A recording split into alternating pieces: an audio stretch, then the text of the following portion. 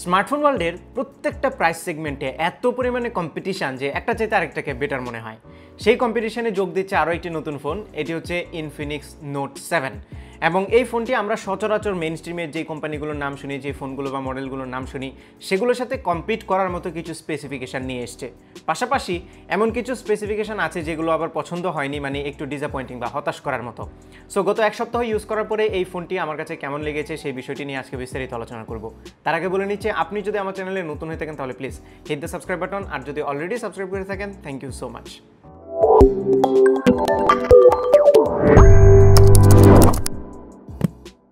Well, note শব্দটা অনেক বেশি জনপ্রিয় হয়ে গিয়েছে, স্টিল আমি বলবো এই শব্দটা কম ইউজ করাই বেটার। এখানে ইনফিনিক্স নোট 7 নাম দিয়েছে, I don't have any issue with that, but কিছু মানুষ আছে একটু কনফিউজড হয়ে যেতে পারে নামে। আমি মনে করি ইউনিক নাম দেওয়াটা বেটার। এনিওয়ে, সো এই ফোনটির দাম হচ্ছে 15,990 টাকা বা 16,000 টাকা। সো এই দামে এই ফোনটি কেমন সেটাই হচ্ছে আজকের ভিডিওর বিষয়। প্রথমে আসি ডিজাইন এবং বিল্ড ম্যাটেরিয়ালে। ওয়েল, ফোনটি প্লাস্টিকের তৈরি, তবে প্লাস্টিক হলেও পেছনের দিকে দেখতে পাচ্ছেন গ্লসি, এবং এই ডিজাইনটা আমার কাছে খুবই ভালো লেগেছে। যদিও এটাকে ব্লু কালার বলছে, বাট আমার কাছে হোয়াইট কালারটা একটু বেশি মনে হচ্ছে। পাশাপাশি এটার আরেকটা কালার ভেরিয়েন্ট আছে গ্রিন কালারের, সেটাও আপনারা দেখতে পারেন। এবং পেছনের দিকে আপনারা যদি খেয়াল করেন তাহলে যে গ্লাসটা আছে এটা মোটামুটি ফিঙ্গারপ্রিন্ট ম্যাগনেট, খুব বেশি না, এবং এটার সাথে একটি ব্যাক কভার আছে, সেটা ইউজ করবেন ফর মোর প্রোটেকশন। আর ক্যামেরা বাম্পটার কথা যদি বলি তাহলে I am not a big fan of this. আমি এখনও পর্যন্ত ভার্টিক্যাল ক্যামেরা হাউসটাকে বেশি পছন্দ করি, বেশি প্রেফার করি, বাট কারো কারো কাছে এটা পছন্দ হতেও পারে। সো পেছনে কোয়াড ক্যামেরা সেটআপের সাথে কোয়াড ফ্ল্যাশ আছে।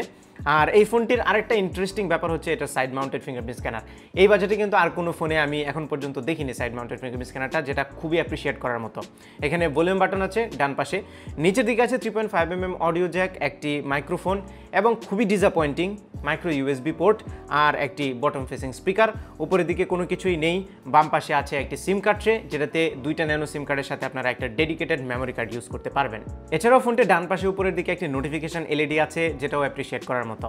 নাও, এই ফোনটি কিন্তু বিশাল বড় সাইজের। এটার ডিসপ্লেটা হচ্ছে 6.95 ইঞ্চির, মানে অলমোস্ট 7 ইঞ্চির একটি ডিসপ্লে, যে কারণে ফোনটিও বড়। পাশাপাশি এটাতে 5000 mAh ব্যাটারি দেওয়া হয়েছে, which makes it a big phone. But big হলেও খুব একটা হেভি না, 205 গ্রামের মতো এটার হচ্ছে ওজন, যেটা আমার কাছে খুব একটা হেভি মনে হয়নি। আর ওয়েট ব্যালেন্সও ঠিকঠাক মতো করার ফলে হাতে নিয়ে কমফোর্টেবলি ইউজ করা যায়। তবে ওয়ান হ্যান্ডেড ইউজের কথা চিন্তাই করা যাবে না, কারণ এত বড় ডিসপ্লের ফলে আপনার হাত ওই জায়গা পর্যন্ত রিচ করবে না। ইভেন বড় হাতেও আপনি এক হাতে ইউজ করতে পারবেন না, দুই হাতে অলওয়েজ ইউজ করবেন। আর 6.95 ইঞ্চির এই ডিসপ্লের আরেকটা স্পেশালিটি হচ্ছে এটার পাঞ্চ হোল ক্যামেরা। ওয়েল, এই বাজেটে এইটাও একটু রেয়ার, যে কারণে এটাও অ্যাপ্রিসিয়েট করার মতো।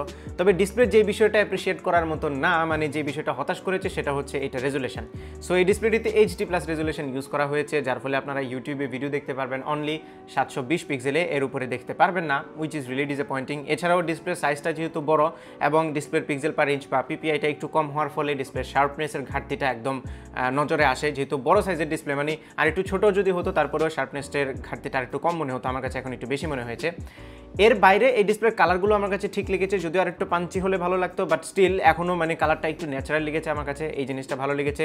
এছাড়া এটা টাচ রেসপন্সে আমি তেমন কোনো সমস্যা পাইনি, ডে টু ডে টাস্কে ডিসপ্লে টাচ রেসপন্সটা খুবই ভালো ছিল। তবে ব্রাইটনেসটা আরেকটু বেশি হলে ভালো হতো। ইনডোরে বা শ্যাডোতে যদিও সমস্যা হয় না, বাট আউটডোরে বা ডিরেক্ট সানলাইটে যদি যান তাহলে ব্রাইটনেসের কমতিটা কিছুটা লক্ষ্য করতে পারবেন।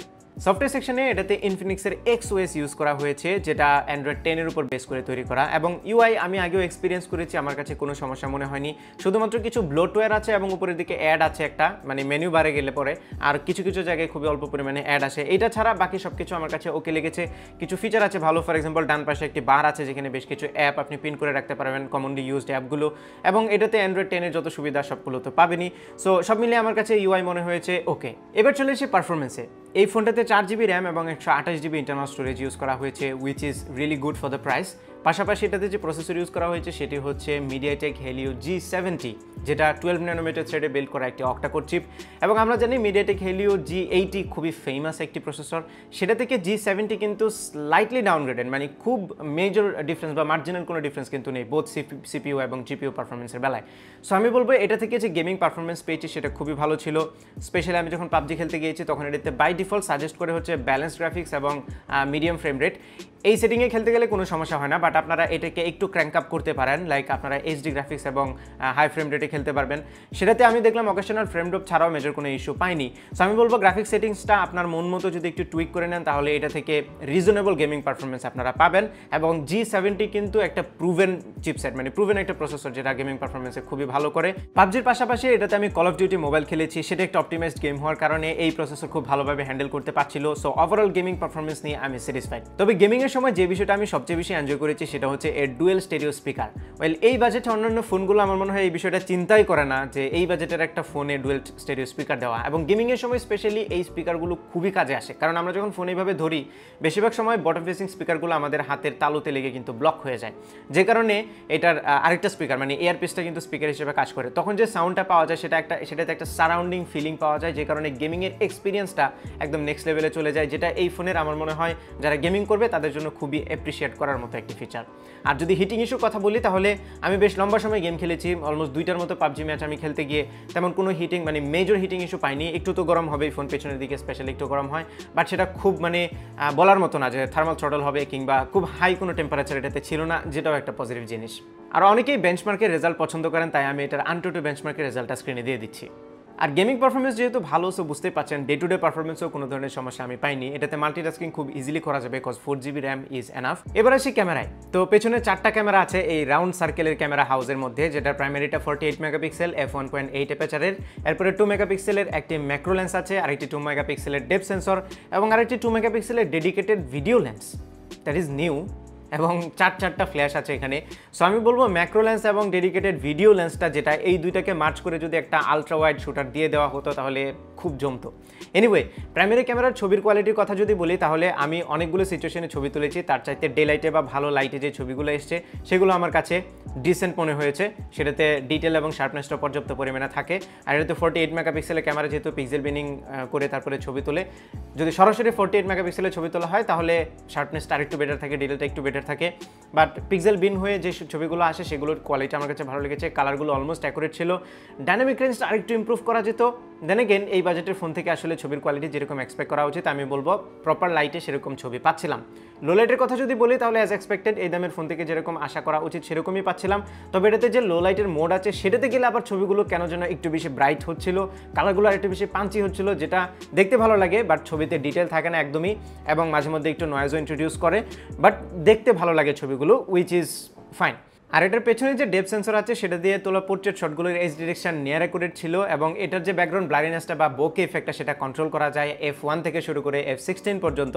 F1 কীভাবে আসলো I don't have any idea, but ব্যাকগ্রাউন্ডে যে ব্লারিনেসটা আছে সেটা ন্যাচারাল মনে হয়, যে কারণে ছবিগুলো দেখতে ভালো লাগে। পাশাপাশি এটা যে ম্যাক্রো লেন্স আছে সেটা মিডিওকর পারফরমেন্স করেছে। অ্যাজ অলওয়েজ এই দামের ফোনগুলোতে যে ম্যাক্রো লেন্সটা ইউজ করা হয় সেটা একদমই গার্বেজ বলা যাবে না, আবার একদমই মানে ভালো বলা যাবে না। সো ভালো লাইটে যদি তুলেন তাহলে চালাতে পারবেন, আদার দেন দ্যাট আমার কাছে খুব একটা ইউজফুল মনে হয়নি। ভিডিওর কথা যদি বলি তাহলে এটাতে 1080 পিক্সেলে ভিডিও করতে পারবেন 30 ফ্রেম পার সেকেন্ডে without any stabilisation. Video quality ভালো, তবে যেহেতু যদি হাতে নিয়ে ভিডিও করেন তাহলে একটু শেকে আসবে। এই দামের অনেক ফোনে আমরা দেখেছি জাইরো বেস ডিআইএস আছে, যেটা দিয়ে দিলে অনেক ভালো হতো। সামনে ডিসপ্লে কাটআউটে যে ক্যামেরাটি রাখা হয়েছে এটি হচ্ছে 16 মেগাপিক্সেলের, এবং সামনে ক্যামেরা দিয়ে তোলা ছবিগুলো ভালো ছিল। শুধু ফেস টোন না, পুরো ছবিতেই আমি বলবো একটা রেড টিন্ট আমি খেয়াল করতে পারছিলাম। এটা ছাড়া বাকি সবকিছু পারফেক্ট ছিল। ছবিগুলো আমার কাছে ভালো লেগেছে, ছবিগুলোতে এনাফ শার্পনেস এবং ডিটেল ধরে রাখতে পারে কনসিডারিং দ্য 16 মেগাপিক্সেল ক্যামেরা। সামনে ক্যামেরা দিয়ে তোলা পোর্ট্রেট শটগুলো ভালো ছিল, আর এটার যে লো লাইটের ছবিগুলো আছে সেগুলো not so good not so bad, মাঝামাঝি পর্যায়ে আছে। আর সামনে ক্যামেরা দিয়েও 1080 30 ফ্রেম পার সেকেন্ডে ভিডিও রেকর্ড করা যাবে। সো ওভারঅল এই বাজেটে আমি বলবো ক্যামেরা আমার কাছে পছন্দ হয়েছে, শুধু পেছনে একটি আলট্রা ওয়াইড শুটার এবং ভিডিওতে জাইরো বেস ইআইএসটা আমি একটু মিস করেছি।